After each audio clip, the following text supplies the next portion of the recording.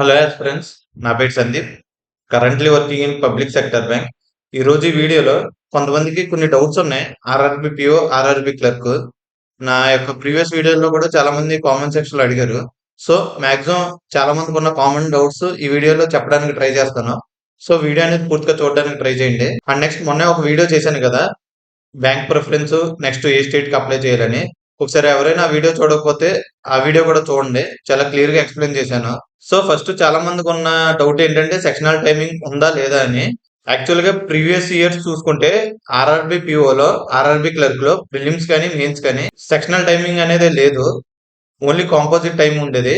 First of all sectional time, composite time అంటే difference ఏంటంటే, sectional time అంటే ఏ section కి ఆ సెక్షనే టైమింగ్ అనేది, వేరే సెక్షన్ కి వెళ్ళడానికి ఉండేది కాదు ఆ సెక్షన్ టైం అయ్యేదాకా.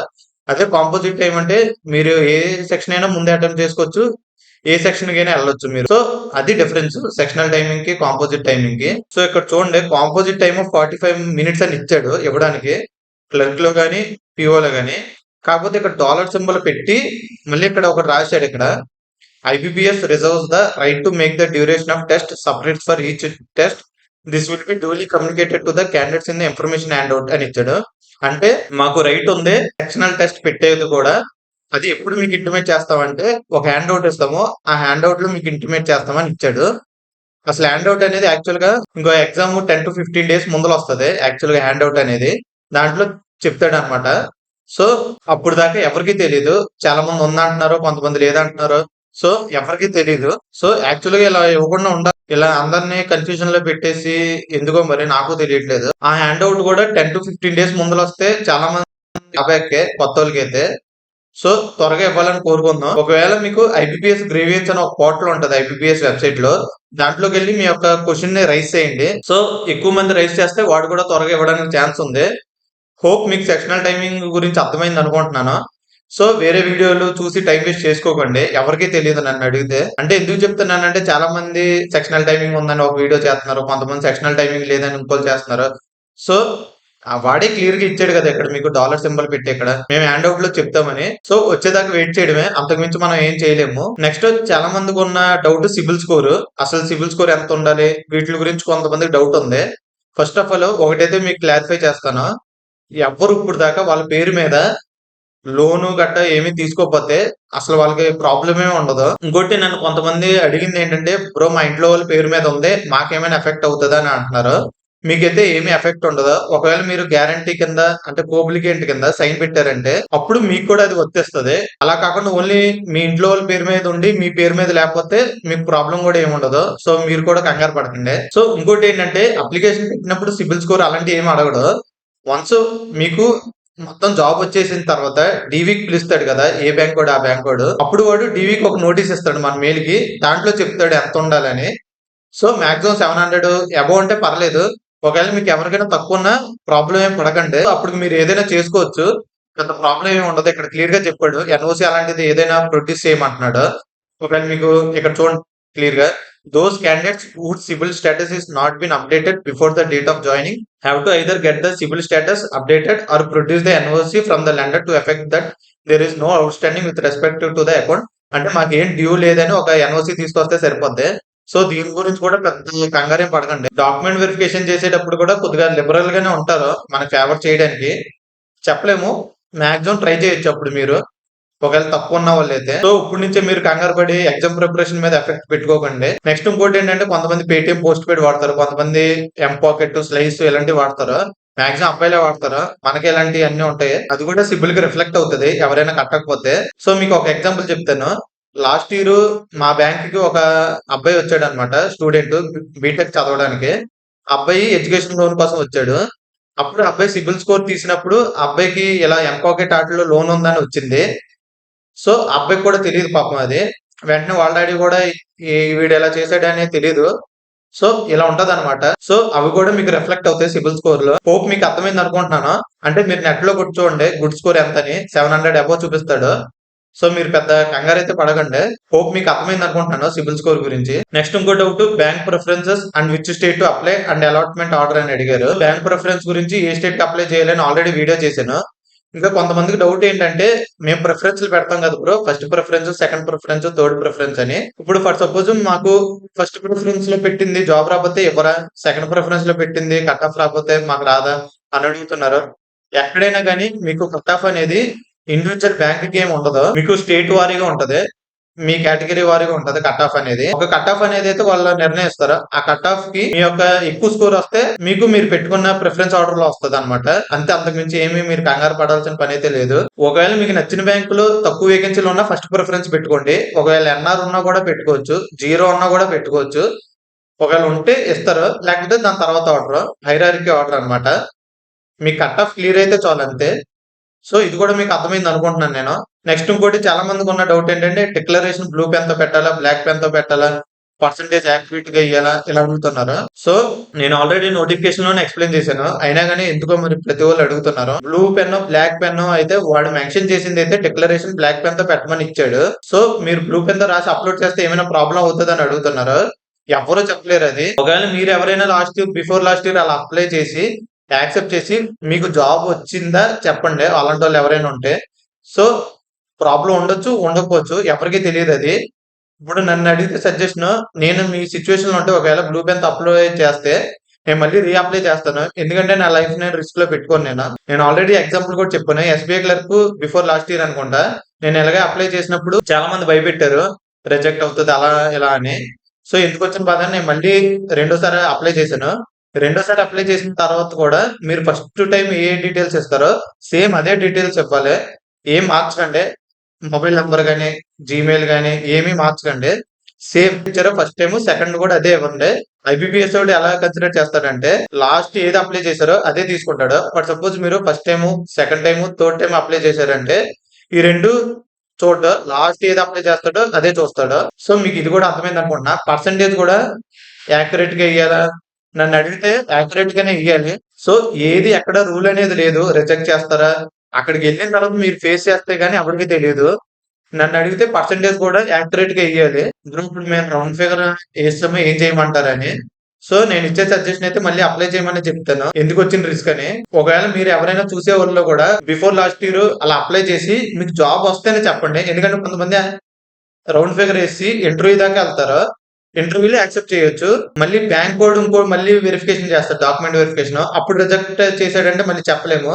సో అందుకే ఎవరైనా గానీ చెప్పేటప్పుడు కామెంట్ సెక్షన్ లో మీకు ఫైనల్ గా జాబ్ వస్తేనే చెప్పండి. సో ఇది కూడా మీకు అర్థమైంది అనుకుంటున్నా. నెక్స్ట్ ఇంకోటి ఏంటంటే చాలా మందికి ఉన్న డౌట్, బ్రో మొత్తం 5 డేట్స్ ఉన్నాయి కదా! మాకు ఏమైనా క్లాష్ అవుతాయా? పీఓకి, క్లర్క్‌కి అని అడుగుతున్నారు. ఎందుకు ఈ డౌట్ వచ్చిందంటే పీఓ ఒక స్టేట్ అప్లై చేస్తారు. క్లర్క్ వేరే స్టేట్ అప్లై చేస్తారు.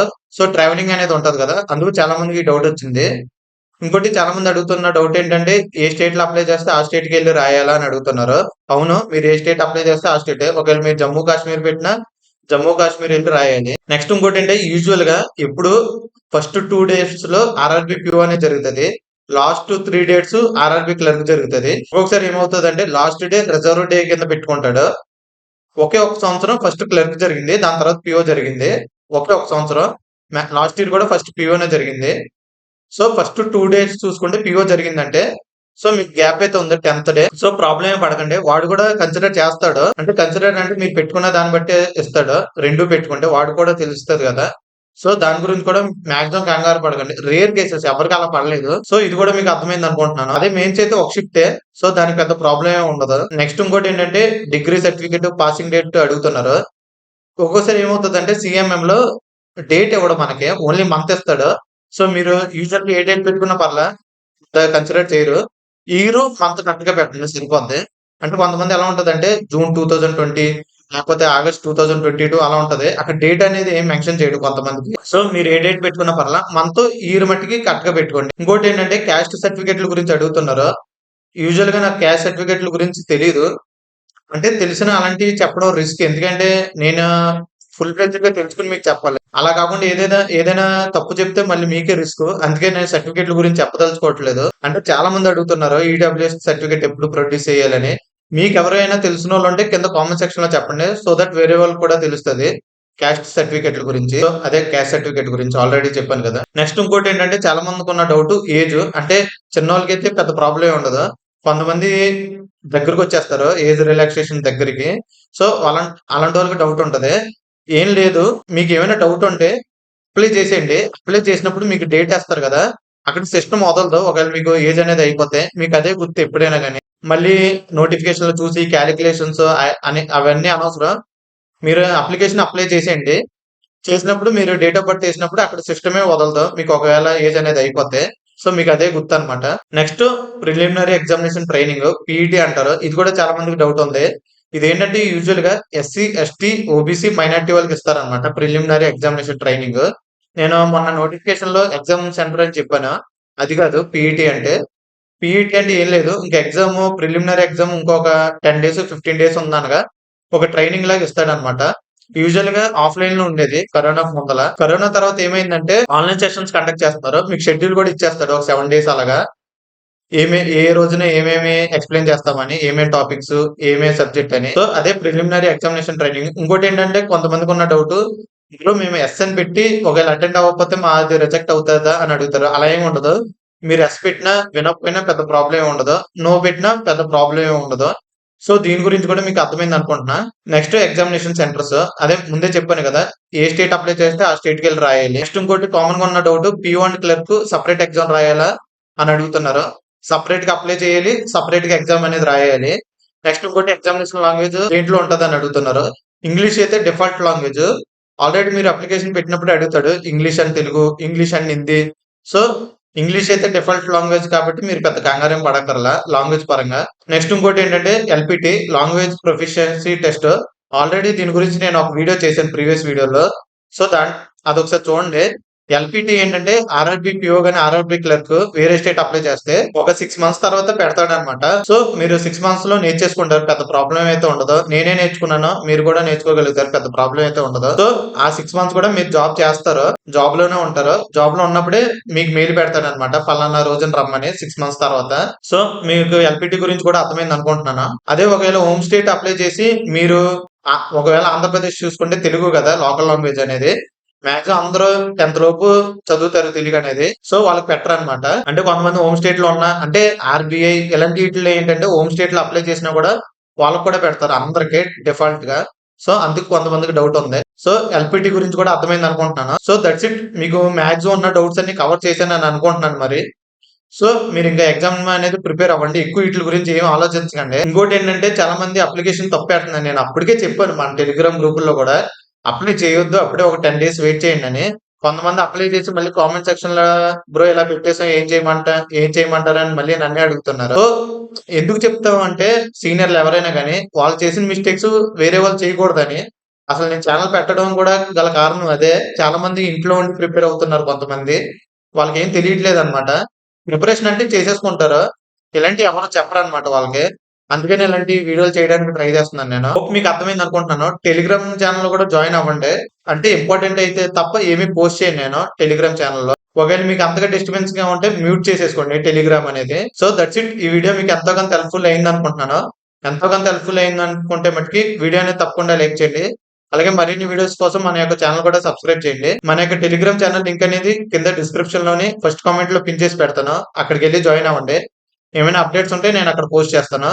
So, that's it. Once again thank you for watching this video.